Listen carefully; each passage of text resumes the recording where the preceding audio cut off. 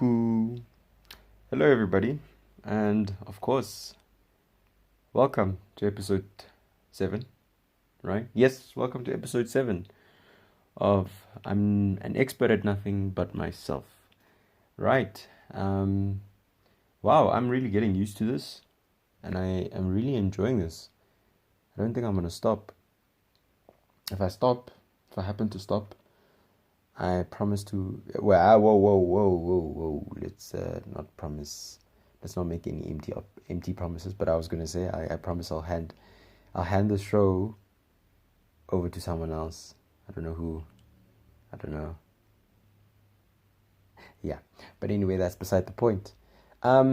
Just to, start the show.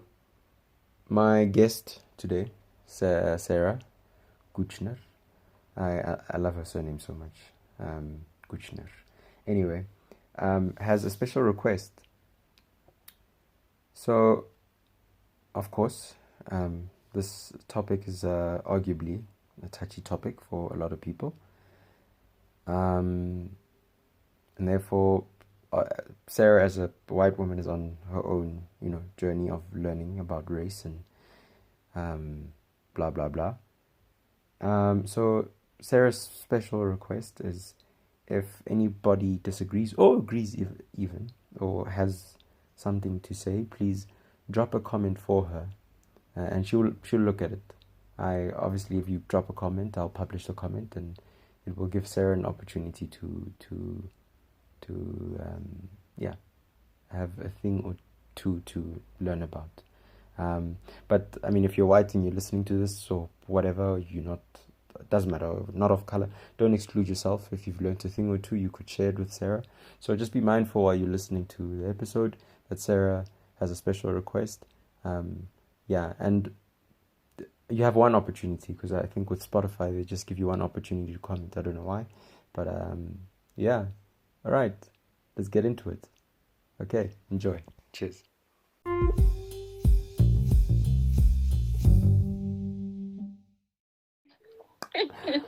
Hello, Gutschner, Sarah. Hello.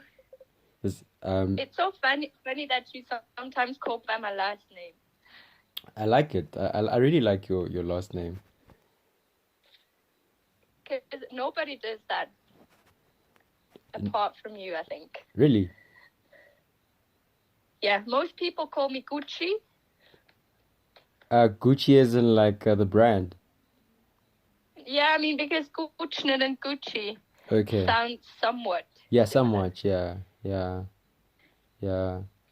Wait, hold on. Are you in Zurich? No, in Bern. Oh yeah, you did say. Because on my, what do they call this? Where you put the time zones on my world clock. Ah, yes. On my world clock, I have LA, New York, Winnipeg, Toronto, Quito, Dubai, Zurich. But Zurich is for you. Really? Yeah, Zurich is for you. I feel honored. Yeah, it's for you. Where's Bern? Okay, I'm gonna put Bern instead. Although the times are the same, so whatever. I mean, it doesn't matter, yeah. Yeah, but yeah, it's about the location, not about the time. Okay. Yeah. Okay, Sarah. Who are you? What are you doing? What are you studying? This is I was dreading that question because you know how you think that's such a simple answer. I mean, I don't know. Who am I? It's so hard to answer. Let me start with the facts. So, my name is Sarah. I'm 26, and I mean, you've already said it. Everybody knows now. I live in Bern, Switzerland, and I'm a teacher. What else could I say? You are. Yeah, I'm a teacher. I teach grade 5 and 6, and I also just recently, like 2 months ago, started studying psychology. So I work part-time and I study full-time. Amazing.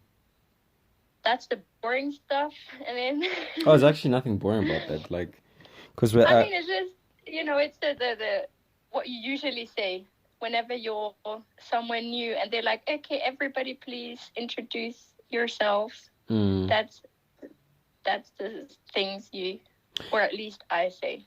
My usually my go-to, it depends on the kind of setting and the kind of people who are there, so I kind of just sense the room, but usually my go-to to just break the ice is I always say like, hi everyone, I'm Kgothi and I am the tallest person on earth, because the joke the the joke I is, can say that too because I'm not tall at all. yeah, and it just messes with people. You see, some people look at me and then like, is he being serious? Is he being serious right now? Like, which country are you from, buddy? It's like, and then some people catch on and then they laugh. So, yeah. That's really good. Yeah, 100%. Because like, this is not like, all the things I like are just quite boring. I don't agree with that, but I think it's a really good starting point because with me, when somebody else hears, oh, she's a teacher, a lot of the people, at least the ones I meet, associate teaching with being serious, strict, and that's not fun. Oh. So probably it's not a good idea for me to start off with like talking about my job. Yeah, yeah, fair. But I'd be so intrigued, because I think I'd ask you, um, what are you gonna do with you don't have to answer it. What are you gonna do with the psychology degree and then merge it with teaching? How, yeah, yeah, I'd like get a better understanding of blah de blah blah. Yeah, yeah, I'll just get a sense of what's cooking. Yeah. How about this, right? How about you and I walk through how we met? I think people do know. I've told the story on one of my podcasts, one of the episodes, rather. Wait, first of all, you said you've been listening to my podcasts. Yes. I love feedback. What do you think? Do you know what? I think it's so nice to listen to your podcast whenever I'm traveling, because I don't usually listen to podcasts because already I'm around so many people and noises and it's loud all the time. But somehow your podcast calms me down, and I think it's because I know your voice. Yeah. And I think you've got such a nice sounding voice. I don't know if you can say it like that, but yeah, your voice sounds nice. And so to me, it's very calming. And then, I mean, depending on the topic might not be as calming, but I love it. I genuinely love it. And I also love how you mix. I feel like it's spontaneous, but then again, the questions you ask are well thought through. Oh, okay. Yeah. So, and then it's a mixture of somewhat of a structure, but still very, very free flowing. Yeah. And I really, really like that. Yeah. So kudos to you. Thanks. You said something. I hope you continue for a long time. Yeah, I think I'd like to continue and see where it goes. Not necessarily where it takes me, but just see where this thing goes. Yeah. Expectations aren't high and they aren't low. It's just I'm just doing it. That sounds very healthy. Yeah. You mentioned something about topics. You said what about the topics?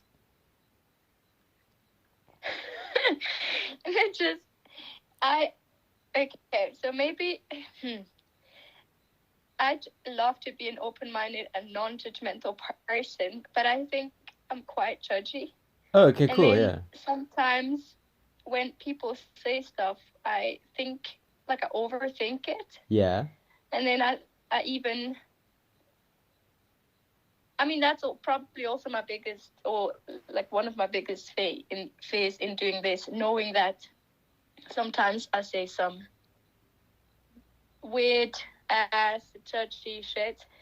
And then other people can judge me, but then I'm afraid of that because I do it myself sometimes. Yeah. And then, I don't know. You'll have to cut this out because I can't talk about. It's just one episode that I think triggered me. Is it? And I texted you about that one. Oh, episode 4.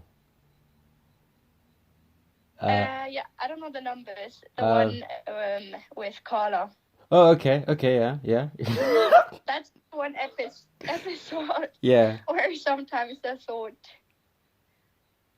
are you really saying that? Not you, the other person. But then again, I don't know their story. I don't have enough information. Yeah. Okay. Yeah. No. I don't think there's a reason. There's no need for me to cut it out. It's your honest opinion, and I respect it. But I think I even texted, like I love even in that episode, even though I didn't agree with some of the things that were being said, or I just simply couldn't rely to them, identify with them. I don't know. Yeah, relates is the word. I still loved listening to it, and I loved also her voice is so nice. Yeah. Okay. So that's probably why I listened to the whole, because it was a long episode. Yeah, special edition. That's probably why I listened to the whole thing. Yeah. Before I ask the next question, how many languages do you speak? 3. You speak Swiss German? Yeah, I speak Swiss German and German, but that's basically, it's considered the same language. Yeah. And then I speak French and English. You speak fluent French? Yeah, but the thing is, I don't use it, so probably it's, I don't know, my English, I think I have more knowledge in terms of grammar in French. Yes. But I speak better in English simply because English is actually a language that you hear all the time. And then I've got a couple friends that I speak English with. Yeah. And then it depends where you live in Switzerland. But in Bern, you don't really need French that often. So my French is not. Yeah, I think I can write fluently, but I'm not sure if I could actually speak fluently. Because with writing, you have more thinking time. Okay. Cool. Yeah. You've had a really busy day. So you're gonna have to forgive me for what I'm about to do to you. I'm really good at forgiving, so especially if I like the person. Am I good at forgiving? Sure. Really? No, I was just thinking out loud and asking myself. I don't think I'm that good at forgiving. Yeah, but did you say I don't think I'm good at forgiving, or you said I don't know if I'm good at forgiving? I don't. Yeah, I was thinking out loud. I'm not too sure if I'm good at it. I think. You know what? Now we'll have another episode about this. Maybe I'll call you or someone else. I don't know. Okay, cool. Please, to my viewers, could you please say hello? Wait, hold on. Wait, let me structure this. I actually should have maybe prepared this, but I didn't know that you speak. I didn't know that you speak French as well. Oh, no, I don't want to speak French. No, I'm pretty sure like you sound. It sounds horrible. No, I'm pretty sure you sound lovely.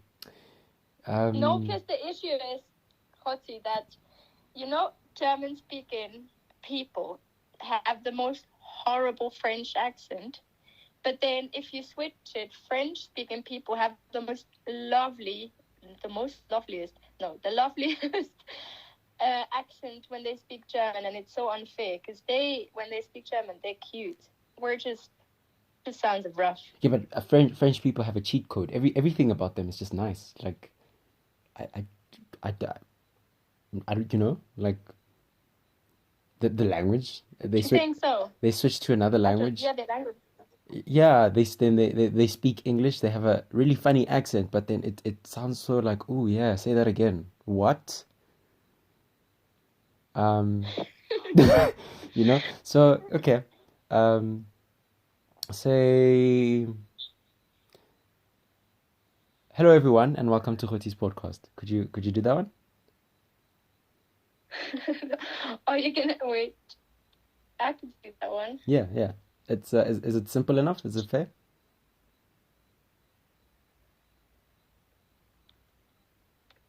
Wait. I'm actually, do you know what the one thing I'm actually thinking about is like, how would a French person say your name? Would they change it? I think no. I think it would stay that way. I'd like to think so. Yeah. No, because with my name they say Sarah,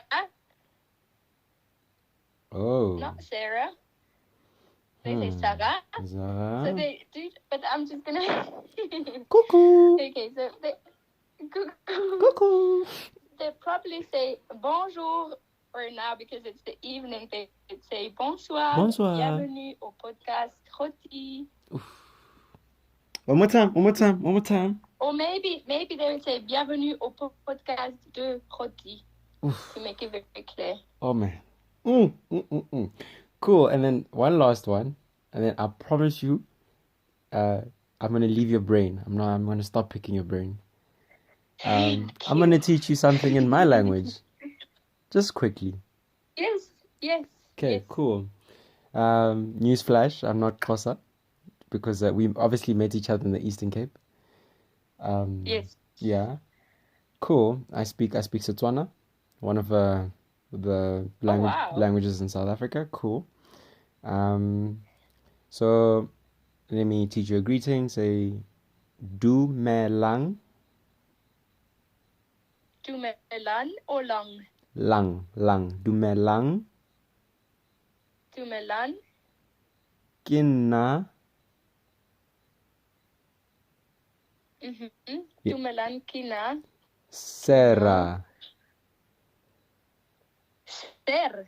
No, Sarah. Your name. So yeah, whichever way you want. Yeah. So is it Dumelan kina Sarah? Yeah.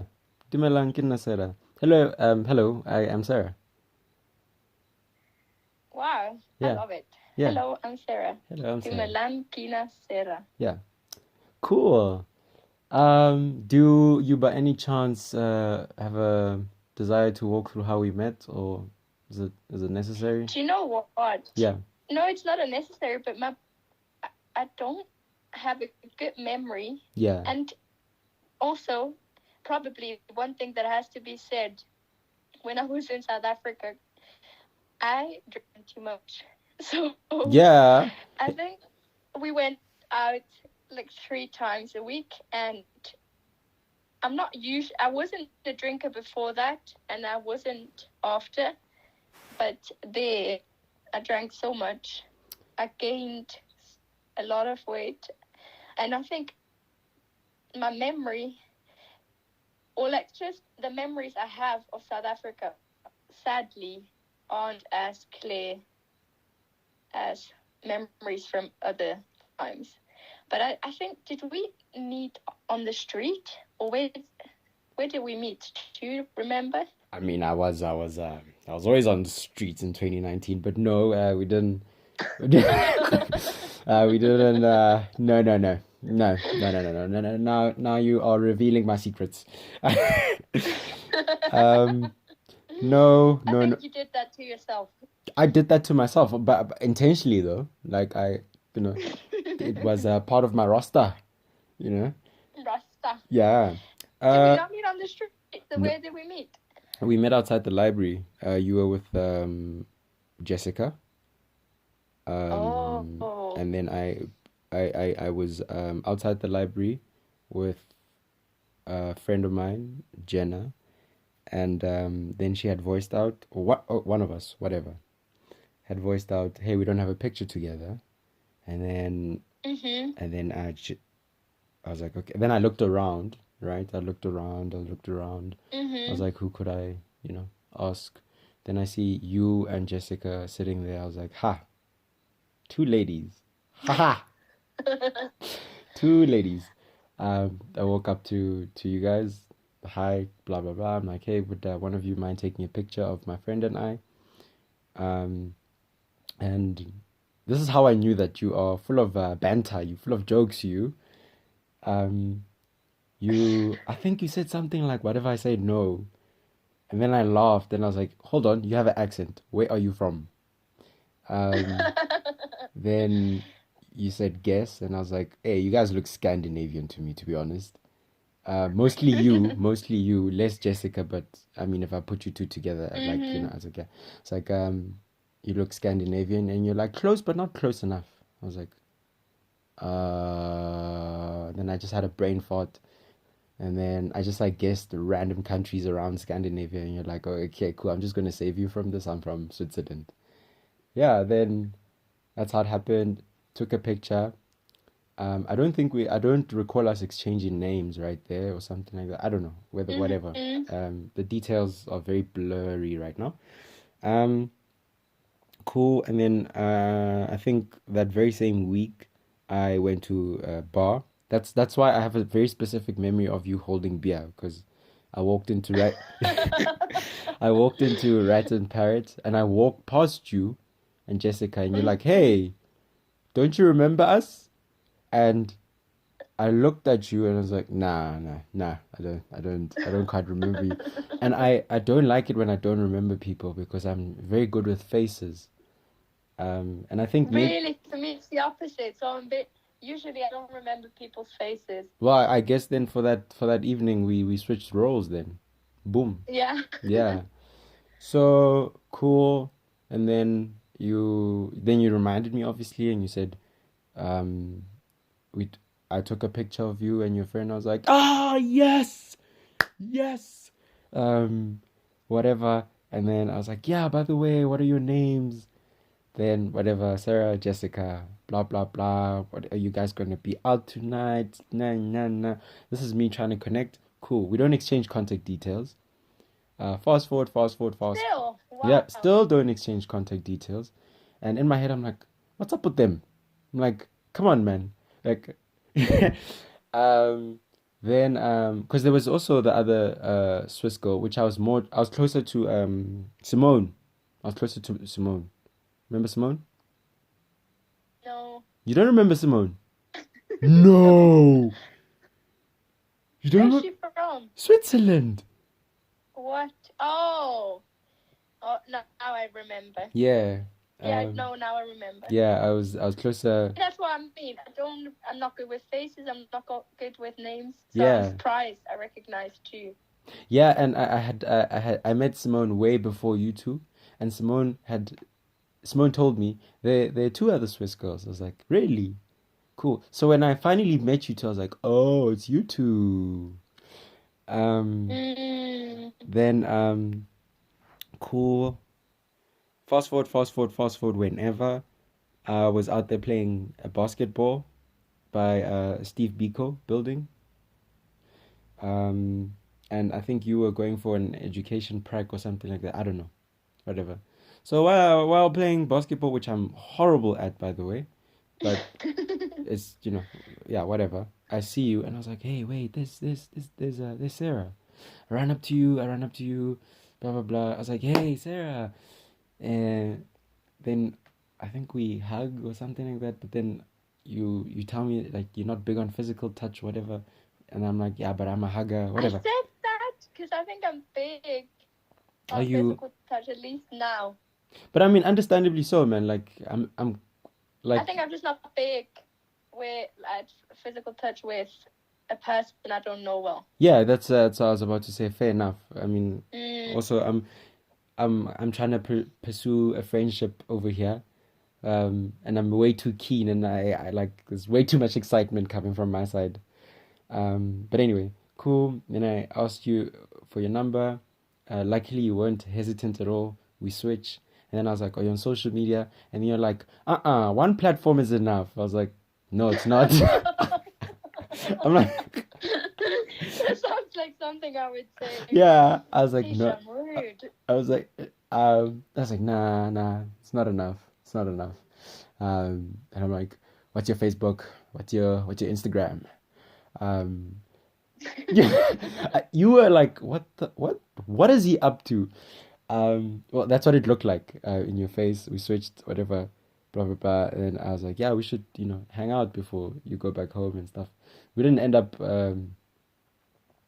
we didn't get the opportunity to hang out, but yeah, because I was about to say, I think we only met, unfortunately, like 2 weeks before the semester ended.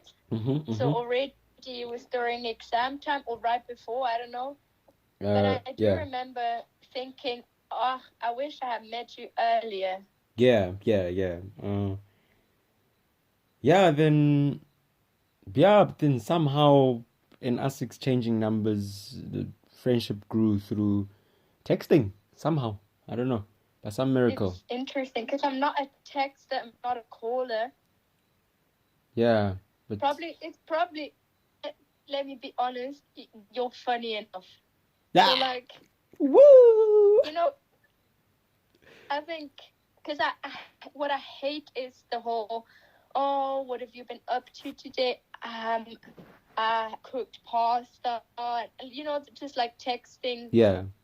Random shit, or like, yeah, no, I just don't like I don't need to know what you ate for dinner. Sorry, but then somebody is fun like you. Yeah, I don't know. Then I like texting, I guess. Yeah. Okay. Amazing. Okay. Yeah.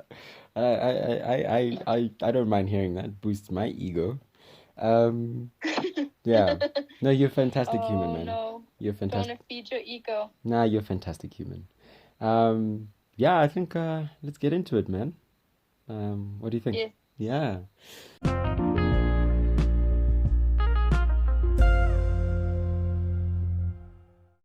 So, how do I even start this? Okay. So, okay, you have dated outside your race, right? Yes. How many times? Ooh. Another counting. Define dating first, I think. We gotta define it. Because that's dating. I always thought that dating was if it's serious, if you're in a relationship, but some people see it differently. So, or rather, let's say what I define as dating, and then I'll give you a number. Cool, amazing. That work? Okay. Yeah, that works. So to me, I'll only call it dating once it's established that we're trying to build a connection and that we're focusing on each other, meaning we're not gonna at the same time build a connection with somebody else. Obviously, I like building friendships and whatnot, but like in a romantic sense, we're not building something with somebody else. So that to me is dating. So strictly exclusive. Yeah, but then see, here's where it gets a bit difficult for me, because I think you can be dating and, for example, sleep with other people, because I used the last 3 relationships were open relationships. So my definition sucks then. I'm just contradicting myself. No, I don't think you are. Yeah. I think focusing on one person romantically and building a connection with just that person. Yeah. But not exclusively in the sense of physically, maybe. Okay. Yeah. Yeah. So then I've had 3. 3, okay. Yeah, 3 black boyfriends, and then the one I'm currently dating, his mom's white and his dad is black. Oh, so he's mixed. I guess technically 4. He's mixed. Yeah. Oh, okay. Last time when we called, I had a picture of stern Swiss German speaking man. You know that is actually that's true. The stone part. He's a very serious. Yeah. Yeah, I don't know. Maybe it's also because he was mostly raised by his white mom. Okay. Okay. Yeah, that makes sense. Okay. He even said a couple weeks ago, like, sometimes he forgets he's black because he feels so white. Oh, okay. Yeah. Interesting. Okay, we'll get to that. So, okay. And then nationalities, all these four. Yeah, let's say four. Okay. Yeah. So the first boyfriend I've actually met him in South Africa. Yeah. While I was traveling during spring break. Yeah. And he's from Zambia. Yeah. But he was in South Africa for work. So yeah, he's Zambian. And then the second one, he's from Brazil. Oh, okay. And the third one is originally, I don't know the English word. Is it in German? It's Eritrea. What does that mean? It's the country Eritrea. It's next to. Oh yes, it's Ethiopia. In. Yeah, it's in this continent of ours. Yes. Hey, Yeah. I can't expose my ignorance on my platform. Yes. And you said Ethiopia. I wasn't sure how you say that. Yeah, I say because in German it's Ethiopian. Okay. Okay, Ethiopia. Yeah.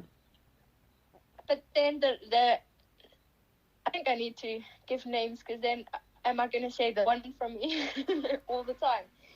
Anyways, if you the third one grew up in Italy though.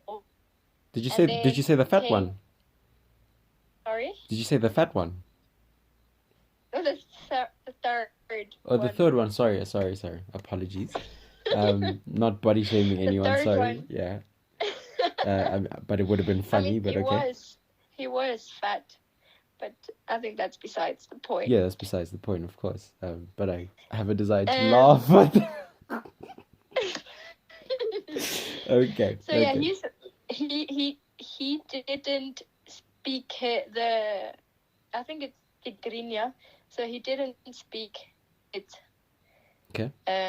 Yeah, but and then the fourth one, his dad was from, because he died a couple years ago. He was from Zimbabwe.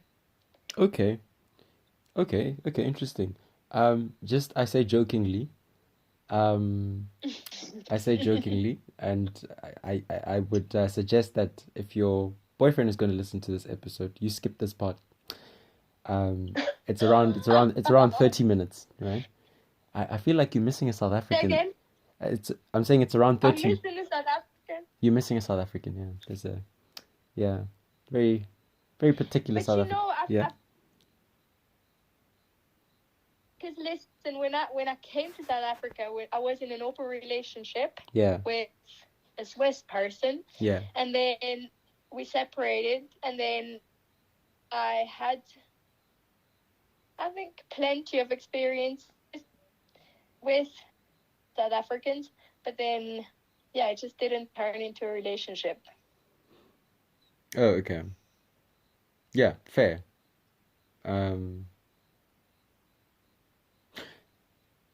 Do you like the term jungle fever? I think you've said that to me before. Yeah, it was during COVID. It was during COVID. We were on a phone call. I was like, "You have jungle fever." Yes. I mean, it's a fair thing to say, no? From your standpoint. It's a fair thing to say no from my standpoint. Yeah, it's like, I don't know. It's interesting because before I came to South Africa, I've never dated outside my race. Amazing. So I've always dated white people. And then I came to South Africa, and it changed. And yeah, things. Okay, cool. Actually, that gives me an opportunity to open something. What intrigued you? About Black people? Yeah, about just stepping out. I'm gonna call it your comfort zone. Just stepping out of your comfort zone and saying, I want to try that. So I want to try that. I think I don't know if it intrigued me. Yeah. Or it's just a matter of there's barely any Black people in Switzerland, like especially where I live. If you live in the French part of Switzerland, there's a lot more diversity, but in Bern, it's not very diverse. So the chances of you actually dating somebody outside your race in Bern are slim. Slim. And then I think obviously in South Africa the ratio is vastly different. Yeah. It's like 80% are Black, and then maybe 5% are white, or I don't know, something like that. I don't have the stats, but yeah. Me neither. But yeah. Then automatically, obviously, the likelihood of you liking somebody is Black is much higher. So I think that was mainly the reason. And then the other thing that I've noticed is also when I was in South Africa, I only had Black friends. Yeah. Apart from obviously Chess and Barton, who I came with from Switzerland. Yeah. And somehow I had a hard time connecting with the white people in South Africa.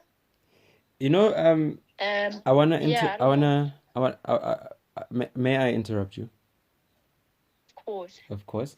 Thanks. I find it very interesting, right? Majority of the okay, let me not say majority. The exchange students that I have met, right, often voice that out. They're like, I struggle to connect with white South Africans. I'm like, huh, interesting. And obviously I'm not. This episode doesn't have an agenda. No, it doesn't. I'm not trying to catch anyone out. But I find it so interesting. So, okay, do you think you have a reason, or is it one of those things where, okay, I couldn't connect, I'm not even going to question why I couldn't connect with them, whatever, bye-bye? No, I did actually think about it, especially back then. Yeah. When I was in South Africa. And you know, the first day, because I was in the education department. Yes. And I remember the first day when I went there, I just sat down at a random table. Yes. And then I was early because I don't know, I'm always early, and the lesson started 20 minutes late. So I was very early, and then I put my stuff there, and I got up and walked around a bit. And then when I came back, a couple of people were sitting, like actually quite maybe 20 people. And then I realized that there was one table where all the white people sat, like maybe 7 of them. And then my stuff was at the table where only Black people sat. Yeah. So, and I just obviously went back to my stuff and sat there. Yeah. But then, you know, the seating arrangement never changed. Like throughout the 6 months, there would always be this one white table, and then the rest, the mixed and Black people. That was they always sat at the same spot too, but they had a bit there wasn't a mixed table. Yeah. So, but then I think I was so confused. I remember thinking, am I sitting at the wrong spot? And then only there was this one incident where one Black girl had a problem with a white man, and it's not a girl, it was a woman, sorry. This one woman had a problem with one of the white guys. Yeah. And she called it out then. She's like, you guys always sit together. Like, you're too good. Do you think you're too good for the rest of us? But yeah, so from day one, I was like, do I want to? Yeah, I don't know. I was so confused. Yeah. And I don't know. So probably that then already made it harder for me to want to connect with white South Africans. Yeah. And then also I was in a residence where there was only one other white girl, and the Yeah. rest was black South Africans. So Yeah. I just also just and that girl, she was nice, but we didn't really have much to talk about. So automatically, it just usually you just connect with the people that have similar interests. Yes. That you can have interesting conversations about, I don't know, whatever topic. Yeah, but then so probably that's why. Yo, I'm so And then I remember actually this one time at the dining hall, I was talking to a couple of friends that lived in the same house as me. Yeah. And they're like, Sarah, you need to date. Like, you need to have fun. And I was like, yeah, but I'm in an open relationship, and obviously I could, but right now I'm not really too keen. And then they're like, yeah, once you go black, you never go back. You know that saying? Ish. And I was like, okay, interesting. Yeah. I was a bit weirded out. But then I went out that night and met somebody that I really liked, and ended up having sex with him that night. So it was very interesting. Wow.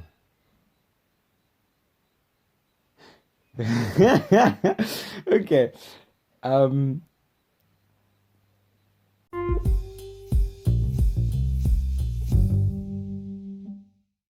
So okay, cool. So what I'm getting is the maybe realization is a bit of a strong word, but finally when you landed in South Africa, is it safe for me to say seeing many people of color sparked some form of curiosity?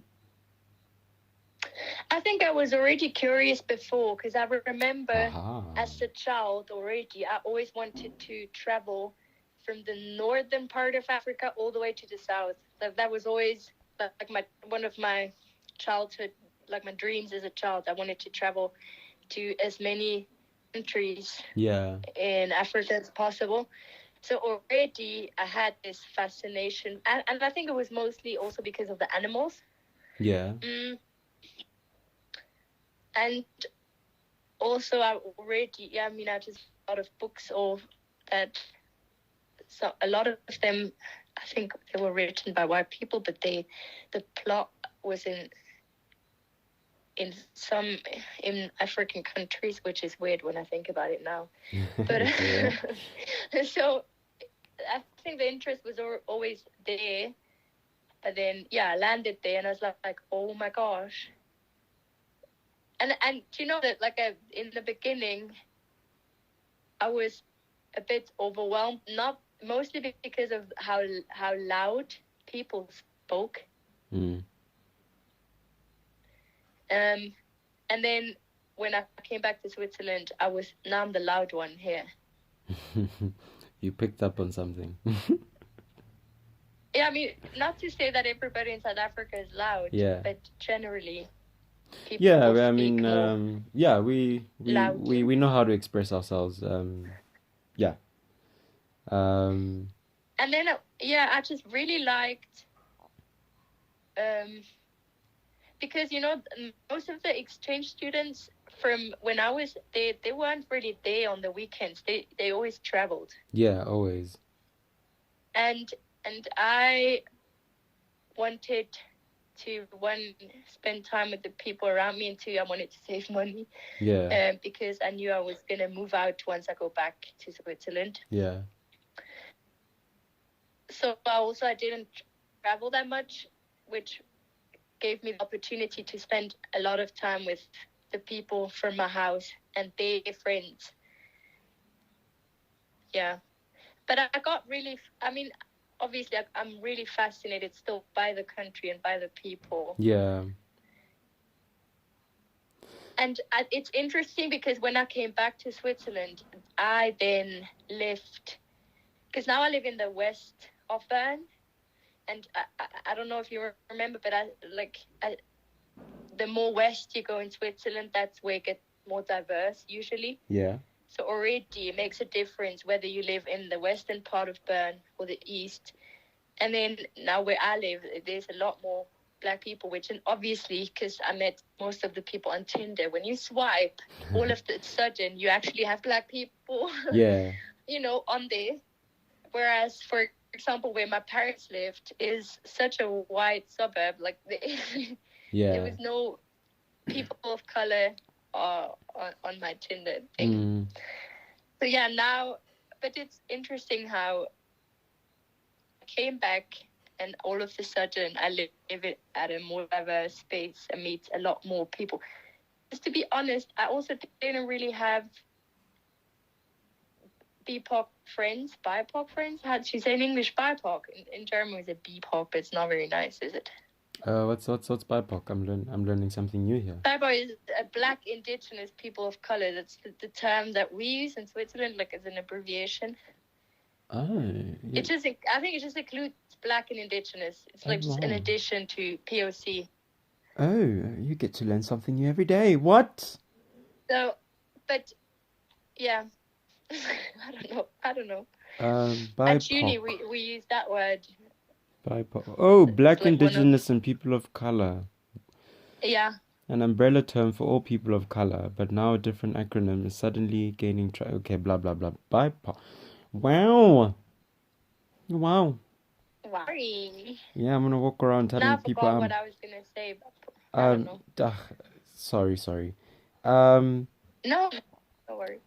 Oh, okay. I have two questions.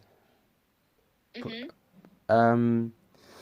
One, did you have any hesitations? It doesn't seem like you did, but I want you to answer it.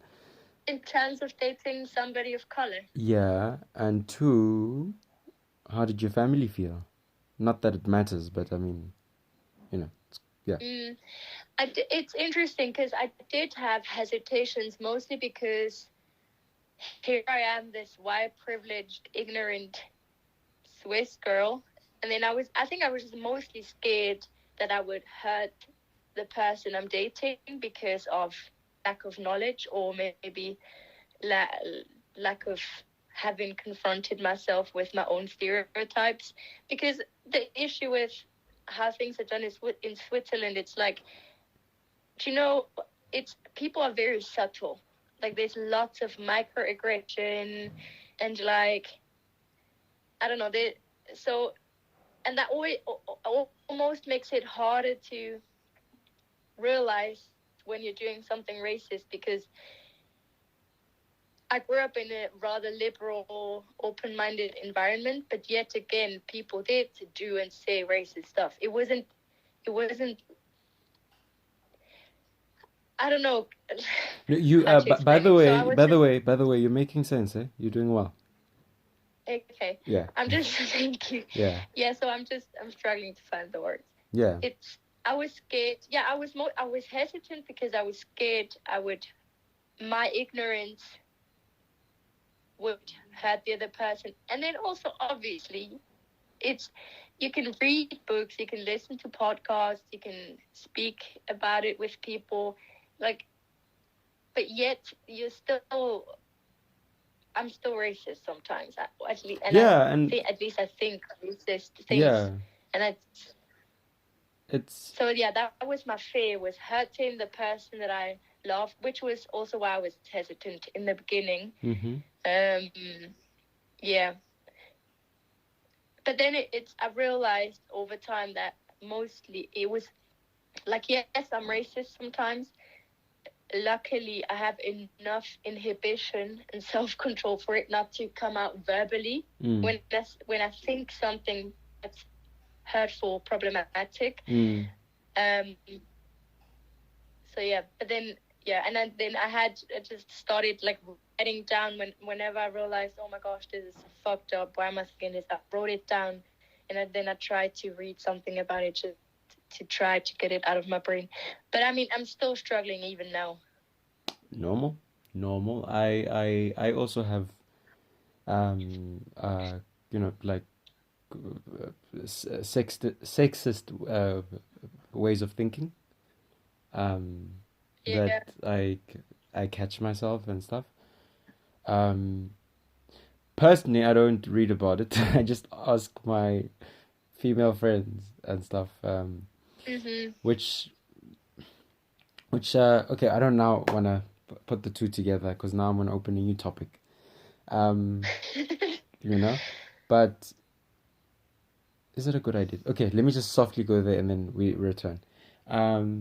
Which is very dangerous sometimes to ask my female friends, because now they obviously carry like different views of how they show up in society as a woman. And it can be very confusing when you hear two contrasting ideas, like, oh, like, I like my position in the kitchen, and then you obviously hear a different one where it's like, no, I need my a woman saying, I need my husband or my man or my boyfriend or whatever to have equal domestic responsibilities. It can be very confusing, but it just shows you how things are really complex, right? Things are never things. Yeah, so just now I'm making sense. It just goes to show you how things are not always black and white. Like racism is not always in your face. Sometimes it's like really underneath, and you really have to open and open and open. And it can be so tiring explaining why something was racist. And I think specifically after, okay, no, pause. I like that you said you were hesitant because you were afraid of hurting him, and not hurt in a black and white way, like hurt him by cheating or whatever, but coming in and showing up as a white woman, and your position in the world as a white woman could potentially hurt your person. Now, cool. I'm glad that you said that, because I want to open something now, right? And that has to do with privilege. And I want to put privilege and hurting him together, right? How did you have high expectations or low expectations of how he should show up in the relationship financially? Or one of them, I don't know, whichever serious one. You can pick one of them. You don't have to pick all of them. Were there expectations as to how he should show up financially? Because that in itself kind of hurts him, in my in my opinion, because like immediately once one says that, it hurts that person of color, because it's like, whoa, you are more than 20 steps ahead of me. But anyway, whatever you heard, answer. Did I have expectations, or like what were my expectations in terms of him providing? Did you have high financial expectations, or low, or did you just approach the person with curiosity? It's interesting, because that actually touches on one of my stereotypes that I had, thinking BIPOC people have money, because that's one of the things you grow up with. I think in a lot of European countries, thinking, people of color are poor, and all that. They don't live in real houses. So I don't think I expected anything of him financially, but I think that in itself hurt him sometimes. Because I didn't say it, and also maybe I have to add, like, the first boyfriend I had, he was struggling financially. So, and I knew that, but I just had a hard time then receiving the gifts he gave me, or whenever we went out on a date, I had a hard time letting him pay, because I knew I was much more secure financially and I didn't want to be a burden for him. But in me sometimes rejecting his offers, he felt like I was rejecting him, or I wasn't seeing him as a man. And he actually voiced that to me, I think, after a couple weeks of us dating. And then I tried to change it. But yeah, and I still struggle with that now, because I've recently was on a phone call with him, because we're still somewhat friends. Amazing. And it's my birthday soon, and he's like, "What's your new address? I want to send you something." And my first impulse was to be like, "No, I'm not going to give you my address, because I don't want you to send something." Yeah. But then I stopped myself and just gave him the address. Yeah. Wait, Sarah, when's your birthday again? I'm really sorry, you told me. No. It's okay. It's the 22nd of November. 22nd of November. Okay, cool. Because I know we share a month. I just forgot. Yeah. Yeah. I also don't know when your birthday is, by the way. It's this Saturday. So in case that... When? This Saturday. What's the date? The 18th. Wow, we're close. Yeah, we're very close. Okay. Okay, yeah, cool, interesting. So, I want to share something. With regards to that. Also, you're also welcome to ask me questions, because I think you're well aware about my I was gonna ask Yeah. how the dynamic was between you and Carla in terms of finances, and you touched on it in your episode. Did we? But not too much. Did we touch on it? Yeah, you talked about how she's good with money and Oh, all yes, that. yes, a bit. yeah, very good. Oof.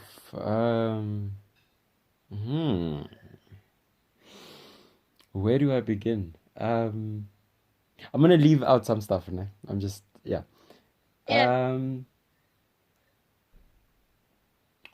So she, woo. You don't have to share if you're not comfortable. Woo. Because also you need to give yourself praise. It's still so recent. Yeah, it's very fresh. That's also one thing I kept thinking. Yeah. While I was listening to you guys talk, I could have never in my life. Yeah.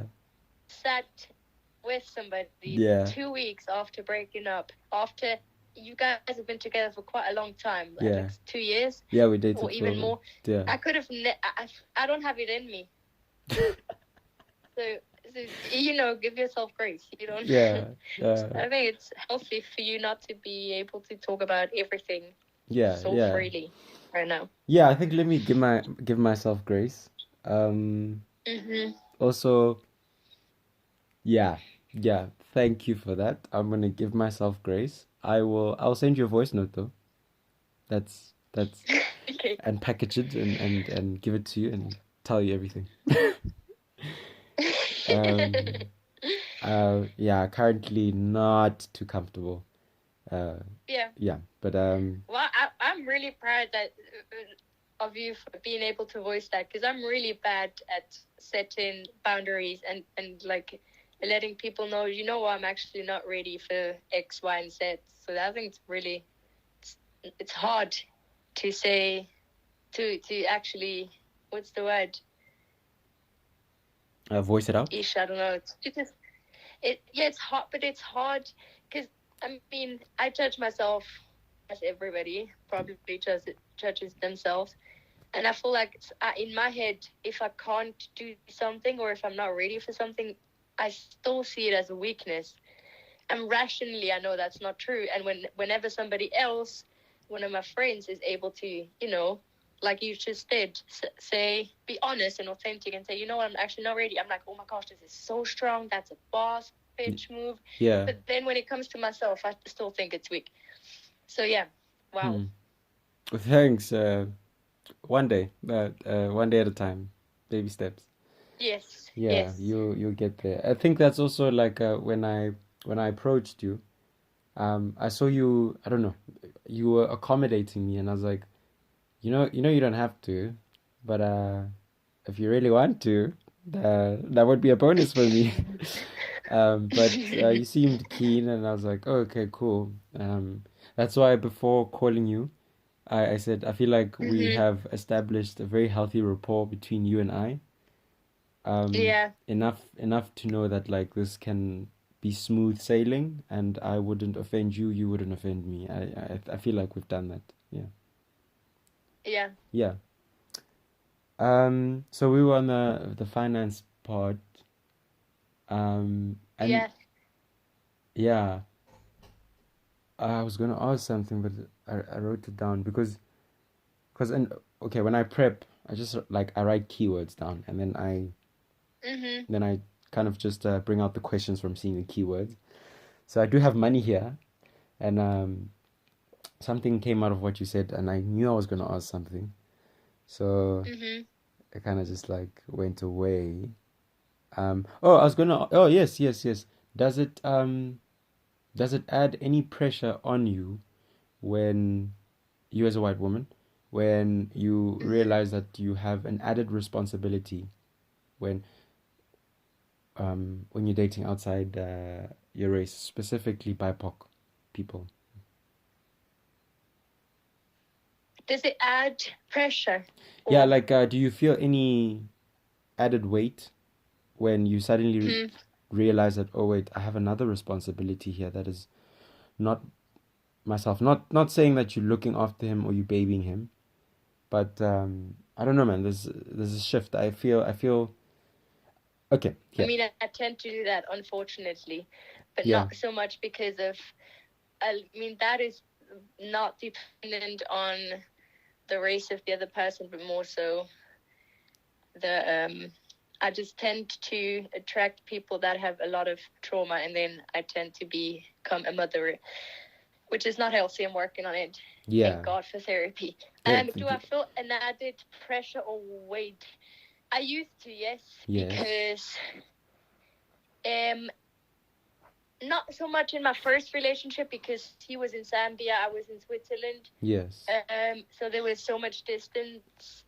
But then with the second boyfriend I've had, who also lived in Switzerland, I definitely felt the weight of wanting to, make sure that I only bring him to spaces that he feels comfortable in, because my immediate family is very open-minded and also quite, I don't know, maybe educated is the right word. Yeah, educated, but then, yes. that's just my immediate family. And then, for example, I have an uncle who's very racist. And, so I was just very, I think, careful about who I don't know, what spaces I brought him in. But then again, I didn't want to make him feel like I was hiding him from the people that maybe weren't going to be as accepting, so I was struggling a bit between wanting to show him as much of my world as possible so that he feels like he's part of it. But in the meantime, making sure that in me showing my world, he wasn't going to get hurt. So that was definitely a responsibility I felt. And then also as a teacher, because I started teaching in 2020. Yes. And that's when I was dating the second boyfriend that was also in Switzerland. So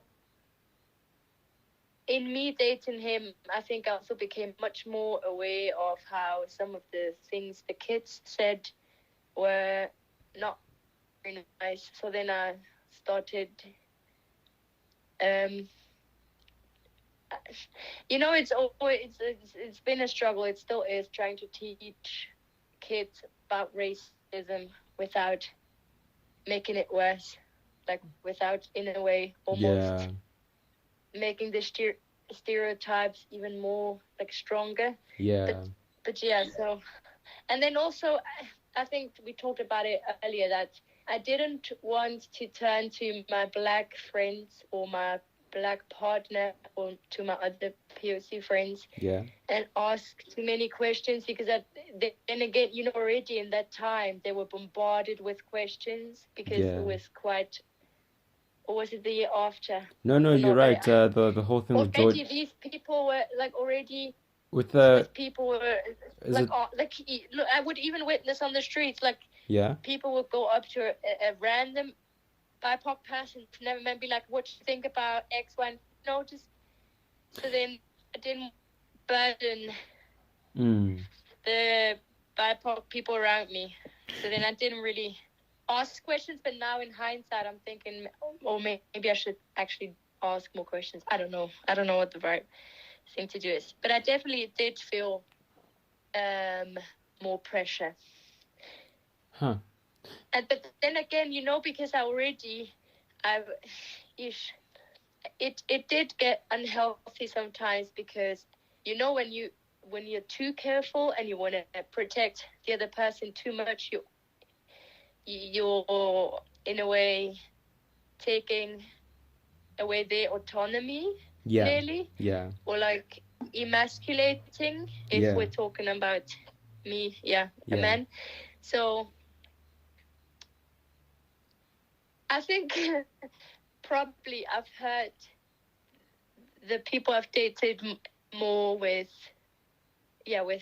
that, me trying to too hard and not giving them enough power, which again then feeds into the whole dynamic of the white person having more of a say, or so I did have some unhealthy power dynamics, especially with the first two people. The BIPOC people, yes. And I do think it was directly linked to how, like, their financial situation. Too. And obviously my ignorance, Yes. I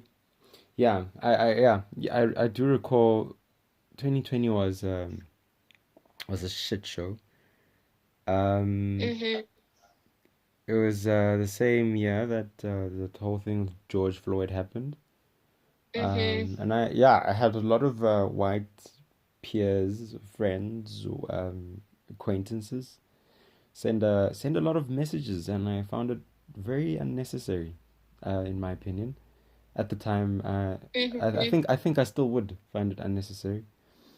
And there was one specific friend who sent me a message asking, "Is everything okay?" And I had already lost it at that point. I was like, "Hey, could you be a bit more direct? Yes, I'm aware of what's currently happening in the world.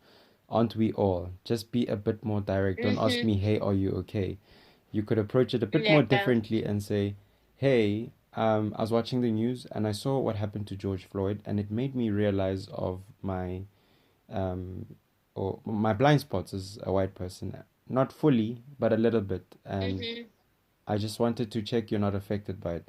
I could work with that, where, so I definitely hear you. But I was also bombarded with so many messages. A lot of them I actually didn't reply to. I was like, yeah, this is pathetic. This is really, I mean, understandable. And one friend sending a message and saying, "We need to do better as white people." I was like, "Yeah, but I've said that to you before though, and you got defensive. So sorry, buddy. Oof. The train left. I can't educate you. Read a book. Which but I promised you that I would take 45 minutes of your time, but somehow we've made it to an hour, so I want to slowly wrap it up. I feel like you've said a lot and enough, and I can't wait to edit this episode, because I get really I get a kick, I get a thrill out of editing episodes, but I think I really am going to enjoy um editing this episode. And if you have a question, a comment, or whatever it is, you are more than welcome to drop it now. And then my one last comment is I personally I have I have an agenda. And my agenda on my agenda, I really encourage I encourage people to date outside their race. Um, I know I know I have a lot of white friends who kind of struggle with boyfriends, whatever, which boyfriends from their own race. And often I always say, you're missing one piece of the puzzle. They're like, what? And like, you haven't explored outside your race. Um, and so I personally just like encourage it all the time, like all the flipping time. Um, like, like, yeah. Um, yeah, I remember when I don't know, it differs. It actually, I don't know, man. It lands differently when,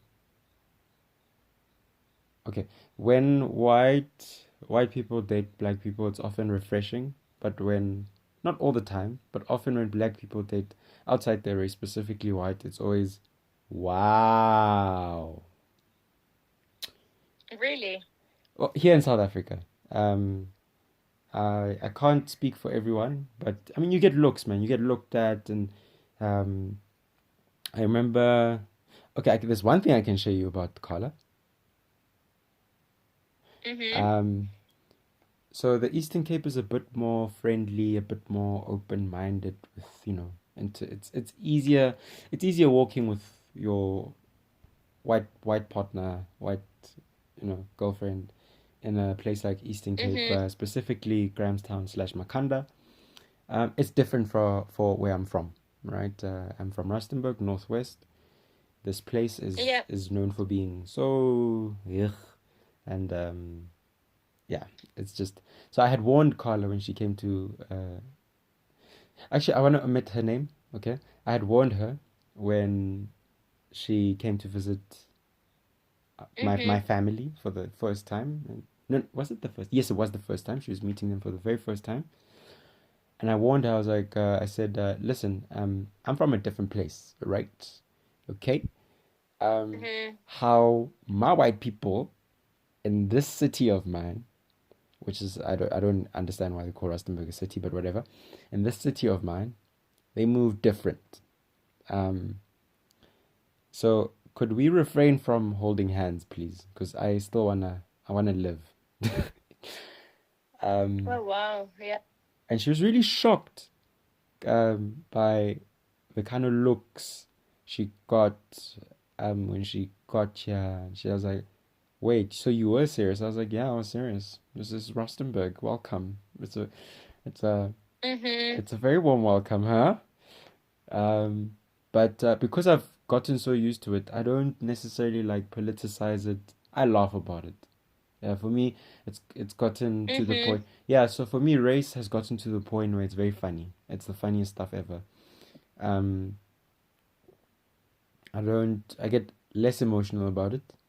Um, so yeah, we were on our own different journeys. Whatever. Cool. That was just a share. Yeah. It's interesting because I think I was surprised when you said that when you mentioned people looking and being like, wow. Because, I mean, again, in Switzerland, I think a lot of people in Switzerland are probably a lot more racist in their hearts than people in other parts of the world. Yeah. But again, they do it subliminally. Yeah. And so, and also, I've got ADHD, so already I'm so, like, I'm not paying attention. Yeah. So I think that's the one good thing about having ADHD is sometimes you miss stuff you actually don't want to, Yeah. see, hear. Hear of, see, Yeah, so I don't remember being looked at that much. And I think, when you talked prior to the whole looking and being judged thing. Yeah. And I remember I had this thought of, we talked about how, you know, I was struggling in my interracial relationships with finances and managing that. But it was interesting to me to realize that somehow I felt like in dating a BIPOC person, I often felt more understood and seen, and maybe that's the main reason why I kept dating BIPOC people. Because, you know, when you date a white man, and now I'm generalizing, and I know there's plenty of white men that are not like that. Yeah. Just in case somebody don't want to hurt the fragile white men. Yeah. No. And I even see that with the kids I teach. It's very, very interesting how white men usually have a harder time seeing other people's perspective or having empathy for something that they maybe have never experienced. And to me, it was very relaxing dating somebody that has, and far worse than I have, obviously, because I'm very privileged. I fit the norm very well. But it was still nice to have somebody understand that sometimes, how do I say this? You don't get certain things, or you just don't get it. Yeah, you just don't get an opportunity, not because of what you offer, but because of what other people project onto you and see in you. So it was just really nice. Yeah. Or for example, because I'm a teacher, right? So and whenever I talk, for example, to the school director, he doesn't really take women seriously. So every time you have to be extra, like, direct and almost rude. Yeah. For him to hear you. So it was just, and when I remember when I talked about me feeling like some men at my work weren't listening to me, weren't taking me seriously, I just felt like even my BIPOC friends, in comparison to my white friends, had a lot more understanding. So yeah, that was just to also highlight a positive side. Yeah. Because I think I've only talked about the negatives. Yeah, that's really, really nice. Yeah, I personally, I don't see it as negative or positive. I just see it as the realities of just experiencing dating outside. You know, it's just like, for me, I just see it as realities as opposed to, because I feel like if you cling onto how it gets in the way of how you've been socialized, then it's like, oh, okay, so then how do you want to exist with other people then on planet Earth? I think then you just I don't know, you know, it's an escape. You're escaping from something. So okay, cool.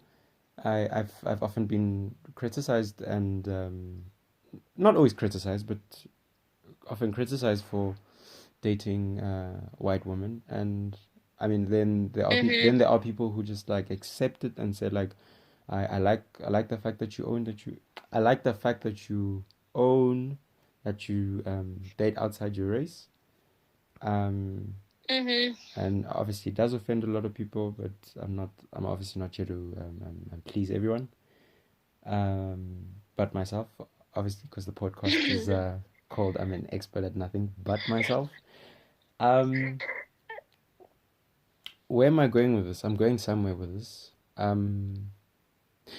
Despite like some of the heaviness that comes with dating white women, and then and then obviously after dating, and then you share with people, and then they're like, yeah, that's what you get for dating outside your race. And I say, well, then I say, well, it won't stop me though. I'm still going to carry on. Um, because I can't I can't take a few bad experiences and then group all white people in the same box. I'm like, surely there's someone different out there.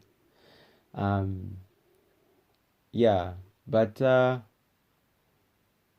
hey, I don't know.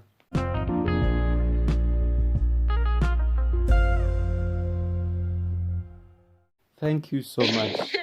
Thank you so much, Sarah. Like, you are an absolute darling for doing this.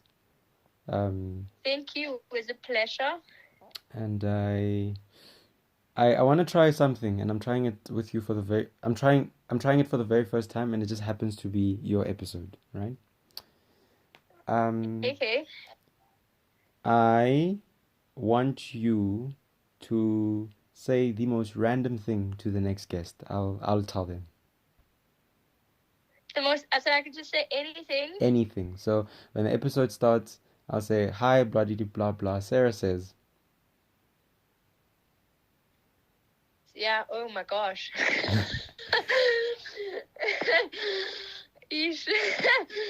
Oh my gosh, my ADHD brain went so many places. Can't say this. Yeah. Now I need to censor myself. Hi, next guest. Sarah says, "Fuck you." Does it have to be wholesome? Huh? Oh, okay. Sarah, Does it have to be wholesome? It can be anything. Obviously, don't like intentionally offend anyone, but yeah. No, because I mean, okay, let me know. I'm not gonna say that, but I think maybe have a stretch so you can. Okay, let me try again because now the words are missing. Okay. Yep. Okay, no problem. Stretch. Take the time today to stretch your muscles so you can let go of some of the tension that you're holding within your body. That's what came to my mind because I stretched this afternoon and it helped so much. Okay, cool. I'll tell the next guest exactly that. Very basic. No, but you know, sometimes it's okay to be a basic. Yeah. Bitch. Yeah. I love the word bitch. You can cut it in. No, I won't cut it out. We don't cut out here. We don't cut out here. We don't cut out here in this corner. Sarah, you have a lovely evening, my friend. Au revoir. You too. Au revoir. Bonne soirée. Bonne soirée. Ciao. Ciao.